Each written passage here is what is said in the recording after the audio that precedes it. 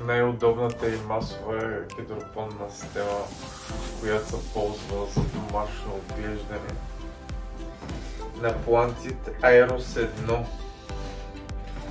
1. Системата е възможно най-лесният вариант за домашна система, на хидропонна система, който е много популярен и много подходящ за да се научите да гледате на хидропонна система. Системата включва основен 15 литров съд с индикатор, левел индикатор за нивото на водата в кофата, капак с отвор, кошница с дупки, саксия мрежеста, която се използва в хидропонните системи, с отвор 140 мм. Инструкция на английски език, за съжаление нямаме преведена. Аериращ камък, силиконова шлавка и аерираща помпа, всичко на Plantid. Помпата е на Бойо, извинявам се. Всичко необходимо системата да заработи в домашни условия. Как работи системата? Работа е много елементарен. Съда се пълни с разтвор с подходящо pH и ЕЦ. Когато започвате работа с него, се пълни догоре, така че да може да достигне водата до корените и да напоите, тъй като в началото растението вие трябва да се го вкорените в нещо. След това пълните си кошницата с керамзит.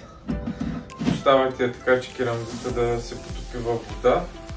След това растението може да си го засети в минерална вата, изиплък, косов, в паричка, джифи, каквото и да е. Поставя се в керамзита и почва да образува коренова система, която израства през керамзита и се потапя във водата. И нужните му микроелементи ги подаваме с течен тор.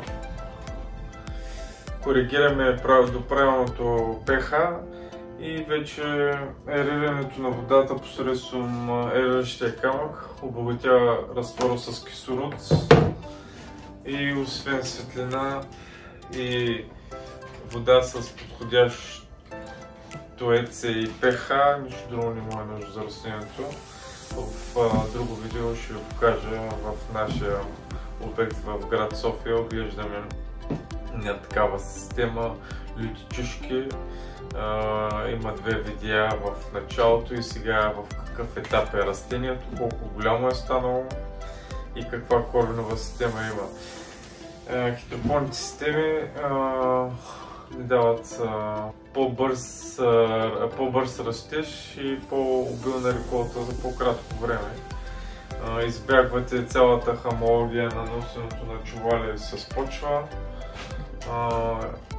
С хидропонна система, ако се автоматизира процеса посредством помпи за автоматично регулиране на pH и с по-голям разширителен съд, който да долива вода в системата, спокойно системата може да работи автономно без вашата намеса между 5 и 7 дена, без да е нужно да посещавате помещенията си и да наблюдавате цветята, което си е голям лукс за всеки един градинар. Така че смятам, че тази система много добре ще се впише. Ще ви допадне много и съм сигурен, че ще ви улесни много живота. Предимствата ѝ са изключително лесен монтаж, много лесен мониторинг на ЕЦ посредством отвора и капака, който много лесно се отваря по време на работа, може да се дига с цялото растение, а тук дори си има и дупка, от която може да се случва да се проверява това без да има нужда да се дига капака. Много е подходяща за растения с кратък цикъл на растеж и цъфтеж, компактни размери 36 см на 35 см на височина 30 см Оптимални резултати се постигат чрез постоянен мониторинг на ЕЦ и ПХ на разтвора. По антитайрус 1 е идеално решение за всеки, който иска да се научи и да навлезе в света на хидропонните системи и съответно да си улесни градинарството в бъдеще, след като изградите определени навици и метод на работа. Това нещо наистина ви спестява много хамология с избягването на субстрата и ви дава свобода да посещавате по-рядко растежните си помещения. Това е за сега. Съжалявам за синичната треска, но все пак това не е първия филм на канала. Благодаря, че бяхте днес с нас. Ако имате допълнителни въпроси, не се колебайте да ни пишете на Facebook страницата, Instagram страницата, на форумите за контакти на сайта ни. И очаквайте скоро новен епизод.